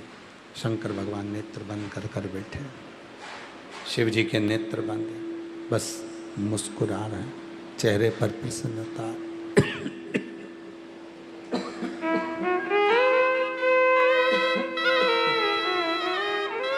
चेहरे पर प्रसन्नता है। शंभो शंभो शंभो। साउंड तुम्हारा गला पकड़ रहा है बहुत तेज भाई। केवल मुस्कुरा रहे, ओघड़दान। पार्वती जी ने फिर शिव जी को कहा, बाबा जागिए, बाबा कोई आया है, जागिए। अब मेरे भोले बाबा ने, मेरे शंकर जी ने अपने नेत्र खोले, मेरे ओघड़दानी ने अपने नेत्र खोले और शिव जी ने जैसे ही नेत्र खोले, सामने सारे देवता थे। शिव जी ने उनका आदर करा। आइए, कितनी सुंदर कथा कह रही है। शिव महापुराण की ये कथा वर्णन कर रही है। विष लेकर आने वाले का भी शंकर जी आदर कर रहे हैं। अब आप में से कितने लोग हैं जो तुम गाली देने वाले का आदर करोगे? आप में से कितने लोग हैं जो अपशब्द कहने वाले का आदर करोगे? आड़ा टेढ़ा बोलने वाले का आदर करोगे? ताना देने वाले का आदर करोगे? कमेंट्स करने वाले का आदर करोगे? कई लोगों के तो मोबाइल पर जरा सा भी गलत कमेंट्स आ जाए तो वो सोच के बैठ जाते हैं, इसके बाद ये आन दे मेरे पास में जब देखूंगा, इसने मुझे ऐसा बोला ना, इसको जवाब तो मैं बाद में दूंगा। और कई बार माताएं भी अगर किसी के मुख से सुन लेती हैं कि तुम्हारे लिए ऐसा बोला था, अब मैं निपट लूंगी, बाद में देखूंगी, अभी रुक जान दे इसको जरा, बाद में जान दे इसको, आन दे इसको बाद। अब पार्वती मैया देख रही हैं और शिव जी मुस्कुराकर आदर कर रहे हैं। आओ सा, आओ सा, आइए जी, आइए जी, आओ सा, सब आओ। इंद्रदेव ने भगवान ब्रह्मा जी से कहा, अभी देवादिदेव महादेव को मालूम नहीं है कि इसमें क्या है, इसलिए आओ सा कर रहे हैं। और जैसे ही मालूम पड़ जाएगा कि इसमें विष भरा है तो कहे जाओ सा, अभी जाओ तुम तो यहां से। अभी मालूम नहीं है इनको कि इसमें विष भरा, इसमें विष।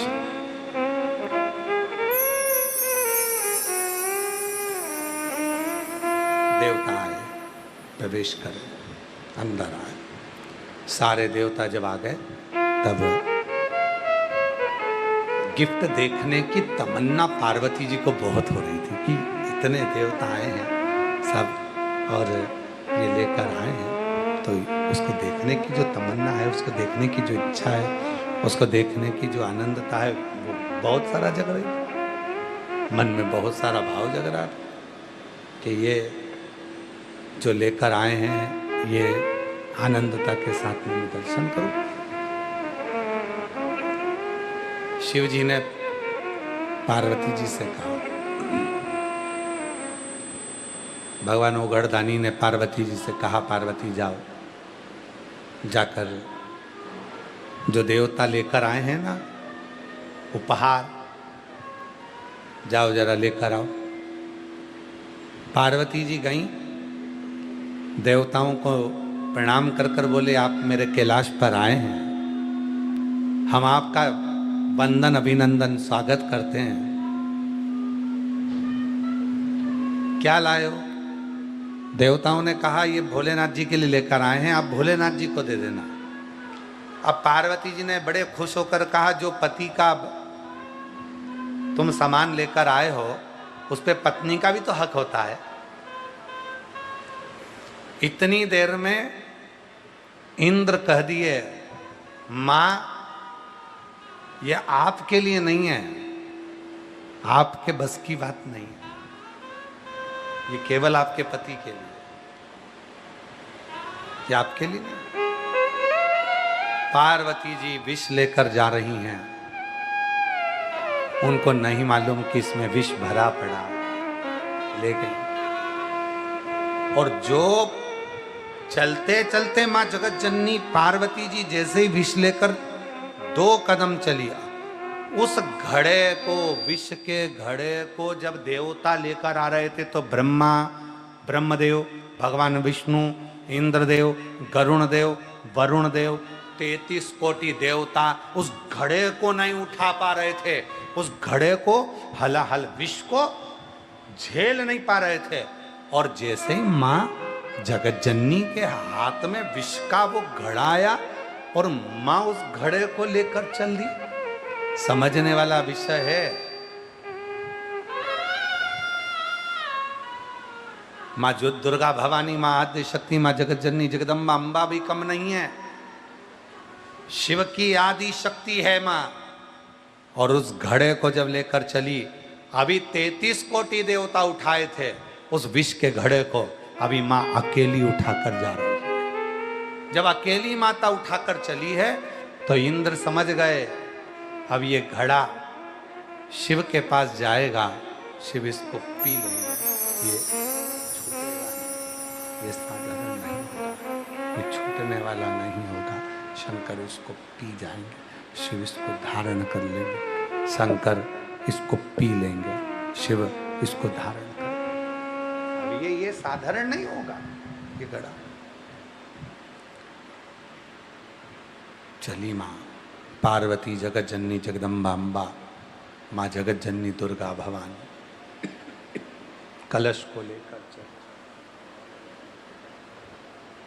कलश को लेकर चली। शिव जी ने जो देखा उठाया, पार्वती जी की ओर देखती हैं मां, माता जी की ओर, पार्वती शिव जी की ओर देख रहे हैं।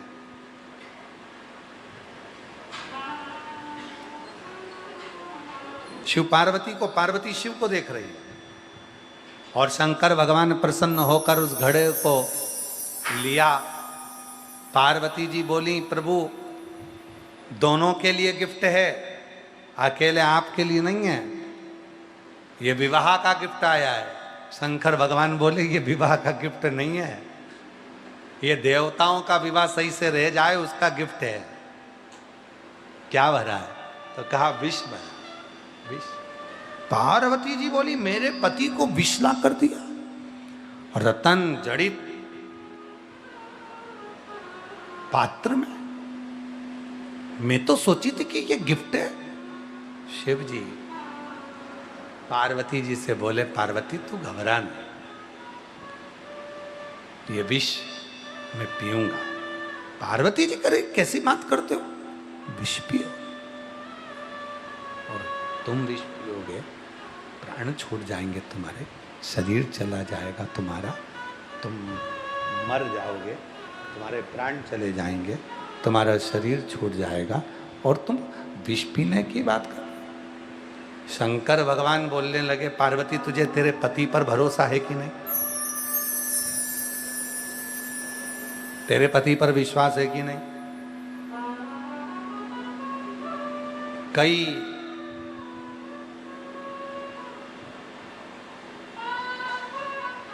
कई दुनिया की माताएं ऐसी हैं जो अपने पति पर भरोसा नहीं कर पाती। सही में? हाँ, तुझे भरोसा है ना? शिव महापुराण की कथा कहती है, भगवान शंकर का चरित्र कथा है, शिव तत्व कथा है, शंकर जी की कथा कहती है। अगर आप जिस लड़के के साथ आपका विवाह हुआ है, आप जिसकी अर्धांगिनी बनी हो, पत्नी बनी हो, वो तुम्हारा पति बना है। तुम जिसकी अर्धांगिनी बनी हो, तुम्हारा पति बना है। विवाह होने का मतलब क्या है? विवाह का मतलब क्या है? शादी का मतलब क्या है? एक दूसरे के प्रति भरोसे को, विश्वास को दृढ़ी बनाना, भरोसे को दृढ़ी बनाना।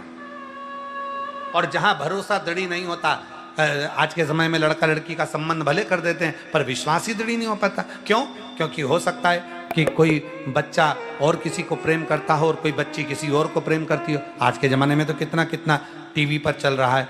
देखो जरा वो पुणे की घटना, देखो वो इंदौर की घटना देख लो, वो यूपी की घटना देख लो, कितना कितना चल रहा है। क्यों? क्योंकि लड़के का लड़की के प्रति और लड़की का लड़के के प्रति भरोसा जागृत नहीं हो पा रहा, विश्वास दृढ़ी नहीं हो पा रहा। और जब तक ये भरोसा, जब तक ये विश्वास दृढ़ी नहीं होगा, शंभो शंभो, जब तक ये भरोसा, जब तक ये विश्वास दृढ़ी नहीं होगा, तब तक जीवन की गाड़ी आगे बढ़ ही नहीं सकती। तब तक आप आगे नहीं बढ़ सकते, तब तक आप उन्नति की सीढ़ी पर नहीं चढ़ सकते, तब तक आप आगे नहीं बढ़ सकते।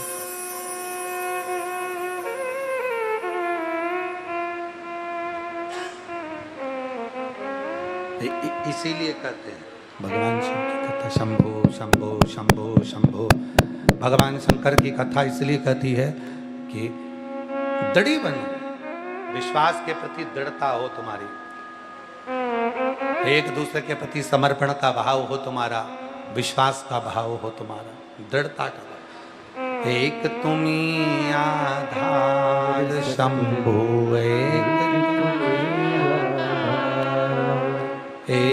तुम्ही आधार सतगुरु, एक तुम्ही आधार।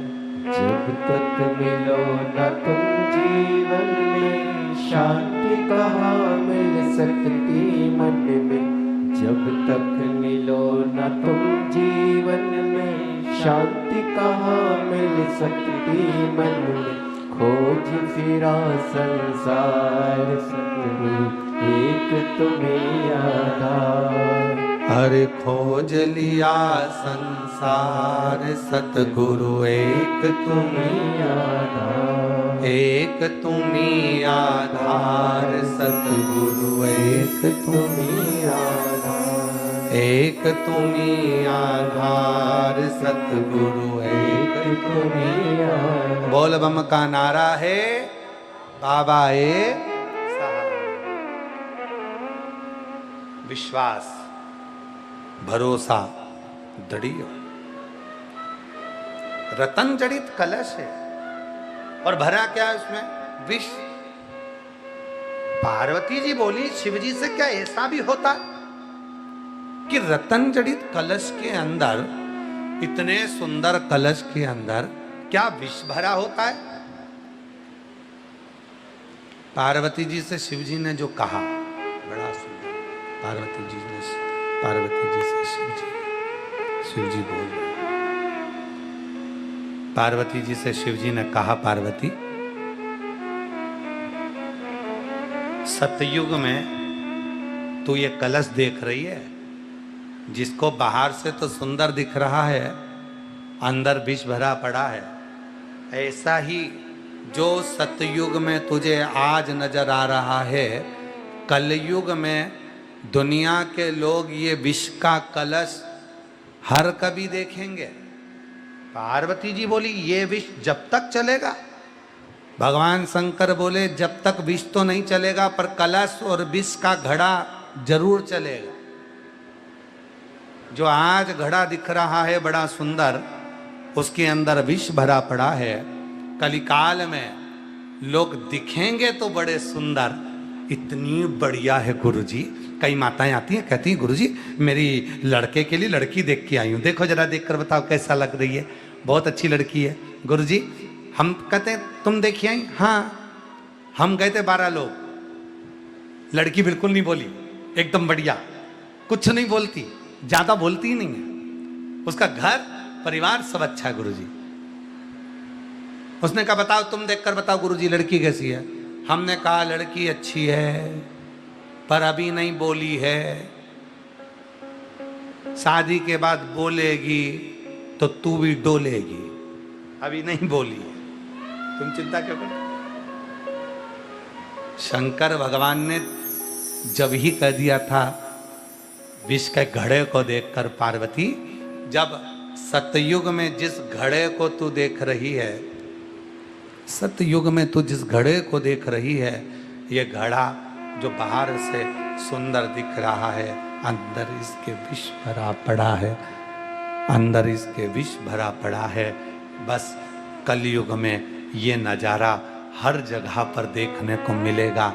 जो दिखते तो बड़े सुंदर हैं, पर अंदर कितना कपट है, कितना ईर्ष्या है, कितना कितना अपशब्द है, कितना कितना द्वेष भीतर भरा पड़ा है, ये कोई नहीं जान सकता, कोई नहीं जान सकता। जैसे पार्वती तू नहीं जान सकी थी इस घड़े को देखकर, जैसे पार्वती तो इस घड़े को देखकर नहीं जान सकी थी कि इसमें विष है कि अमृत है, उसी तरह संसार का व्यक्ति को जानना कठिन है, बहुत कठिन। और सबके साथ घटना घटी होगी, ऐसा नहीं है। आपको लगता है ये बहुत अच्छी है, आपको लगता है ये बहुत अच्छा है, दिखने का अच्छा हो सकता है, पर भीतर क्या ये कौन जान सकता है, किसने जाना। दिख रहा है ठीक है, भीतर कैसा कौन जानवर। इसीलिए शिव महापुराण की कथा कहती है, भगवान शंकर ने पार्वती जी से विवाह करने से पहले भगवान शंकर ने पार्वती जी की परीक्षा ली, खूब परीक्षा ली। थोड़ी बहुत परीक्षा पार्वती जी की नहीं लिया, शिव जी ने बहुत परीक्षा ली।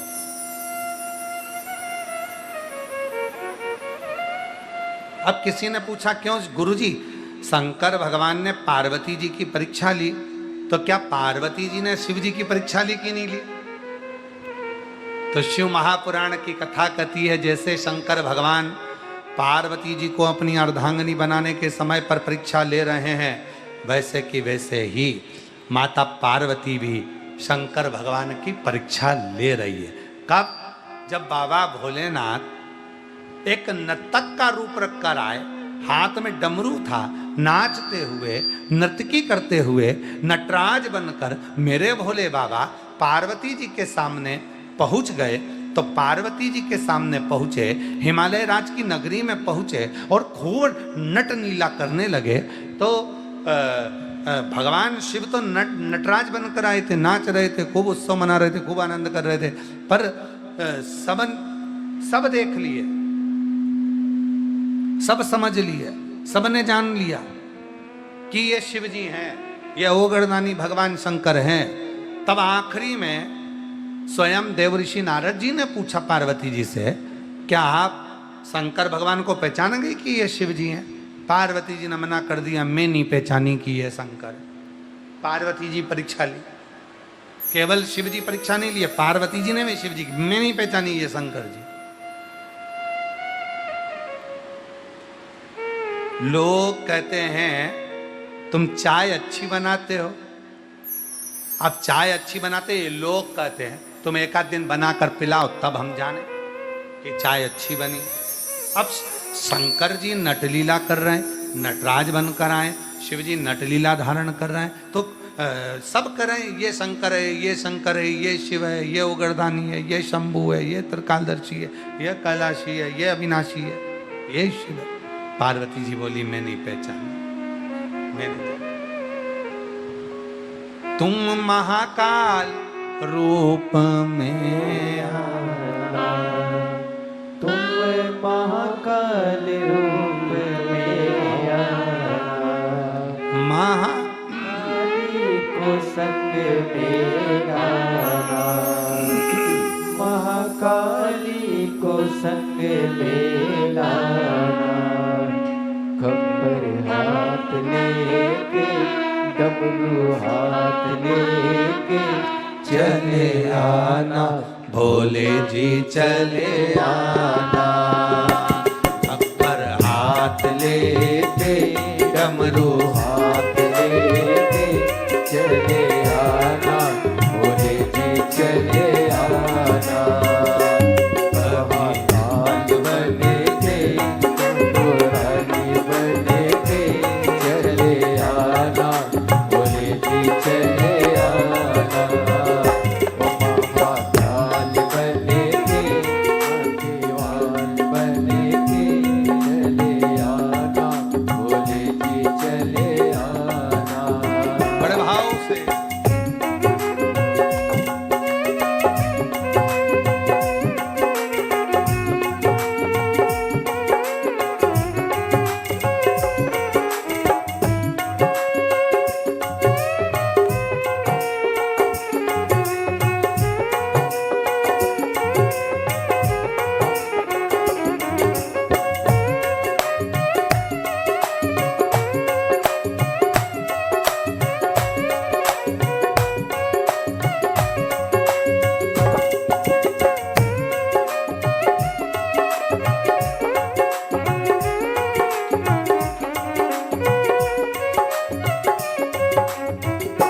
तुम कमल रूप में आना, तुम कमल रूप में आना, तुम कमल रूप में आना, तुम कमल रूप में आना, माँ कमला को संग में लाना, माँ कमला को संग में लाना, माँ कमला को संग में लाना, माँ कमला को संग में लाना, त्रिशूल हाथ लेके मुंड साथ लेके चले आना, भोले जी चले आना, त्रिशूल हाथ लेके मुंड साथ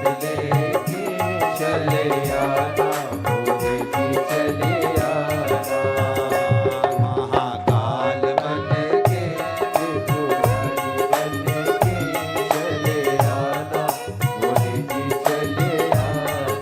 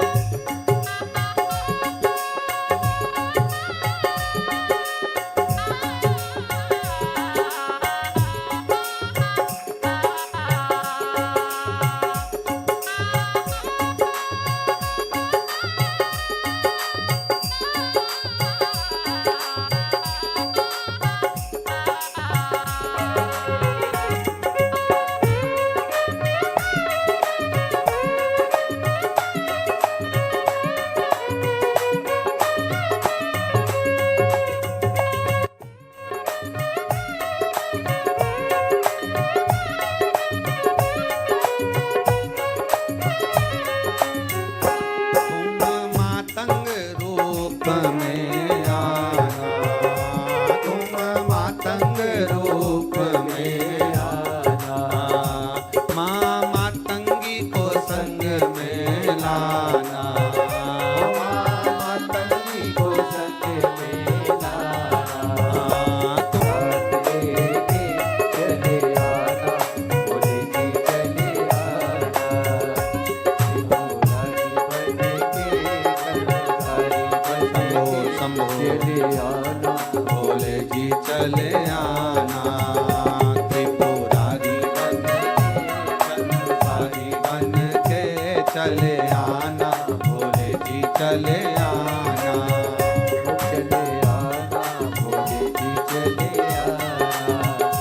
चले आना, भोले जी चले आना। हर हर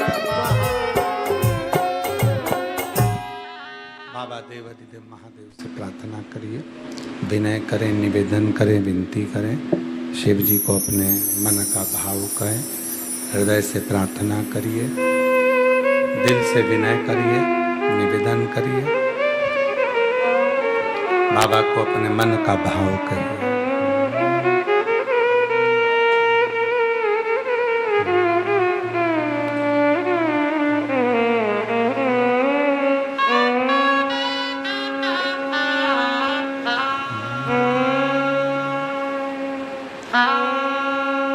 श्री शिवाय नमस्तुभ्यं, श्री शिवाय नमस्तुभ्यं, श्री शिवाय नमस्तुभ्यं, श्री शिवाय नमस्तुभ्यं,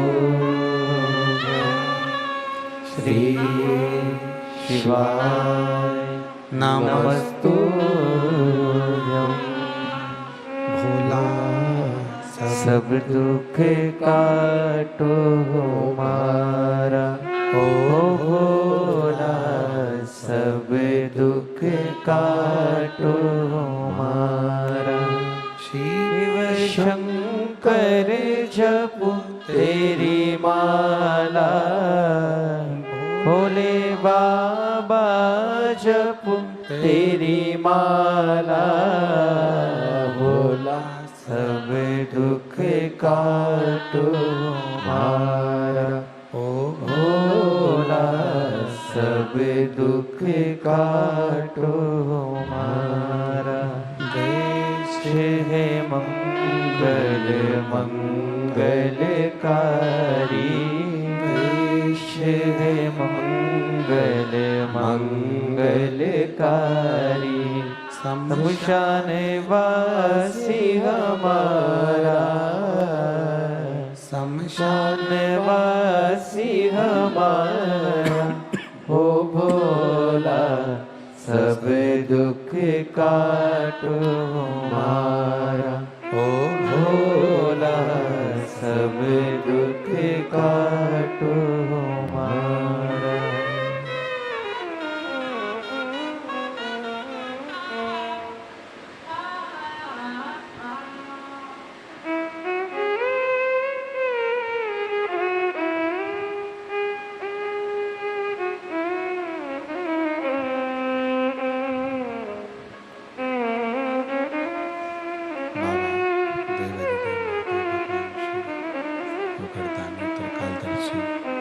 कैलाशी विनाशी भगवान देवाधिदेव महादेव की पवित्र कथा कर, शिव महापुराण की कथा वर्णन कर रही, शिव तत्व कह रहा है, भगवान शंकर की पवित्र कथा कर रही है, शिव पुराण कर रही है।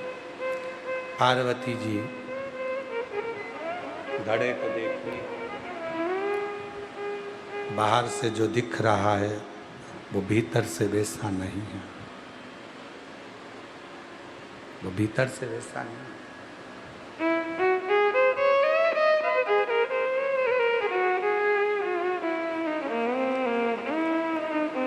तब माता पार्वती जी शिव जी से कहती हैं, क्या आप विष पिएंगे? भगवान शंकर कहते हैं, पार्वती जगत के कल्याण के लिए, विश्व के उद्धार के लिए ये विष मुझे पीना ही पड़ेगा। यदि ये विष मैंने नहीं पिया तो ये संपूर्ण ब्रह्मांड को नष्ट कर दे,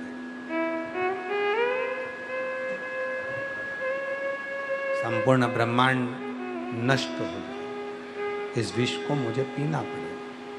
तब भगवान ओघड़दानी ने जो विष पिया, पर पार्वती जी से कहा कि तेरे बिना मैं विष भी नहीं पी सकता, तू मेरे कंठ में। इस विष को रोकने के लिए। नील सरस्वती बनकर माता पार्वती जी ने कंठ में पहुंचकर विष को रोका।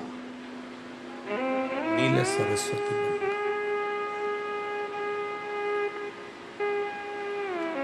एक सरस्वती जी का दर्शन आप करते हैं जिसमें माता सफेद वस्त्र पहने। एक सरस्वती का दर्शन करते हैं माँ बड़ी सुंदर है, और एक सरस्वती का दर्शन करते हैं जिसमें माँ का नीला स्वरूप है, उसको नील सरस्वती कहते हैं। कंठ में पहुंचकर पूरे विश्व को माँ ने रोक लिया, पूरे विश्व। कुछ बूंद गिरी जिसको सांप बिच्छू ने लिया, धारण किया, और कुछ बूंद जो मुख से गिरी थी उसको नंदी ने चाट लिया। जैसे ही नंदी ने उस विष की कुछ बूंद को चाटा, नंदी उस विष के भाव से चकराने लगे। तब देव अधिदेव महादेव ने नंदी के गले पर अपना हाथ फेरा। आज भी नियम है, जैसे ही नंदी के गले पर हाथ लगाया तो नंदी ने महादेव के नाम का उच्चारण किया और विष पूरा नंदी के गले से समाप्त हुआ।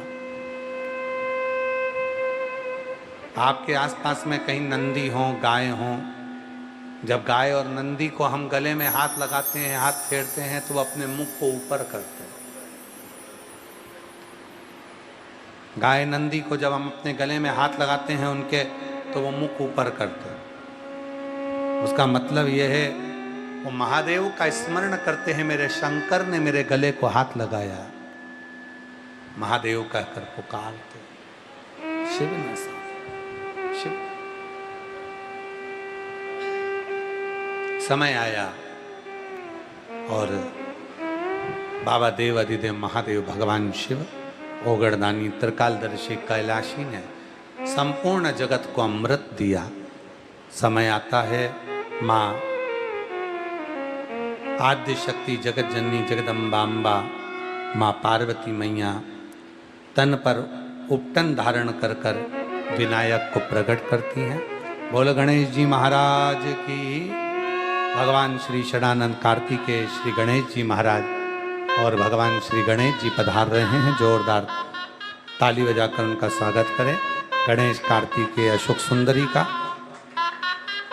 गणेश जी कार्तिकेय और अशोक सुंदरी पधारे हैं। सुंदर आनंदमय यहाँ भाव से भगवान की इस लीला का दर्शन अपन कर रहे हैं। आज कथा का तृतीय दिवस यहाँ विराम होता है। कल कथा का चतुर्थ दिवस रहेगा।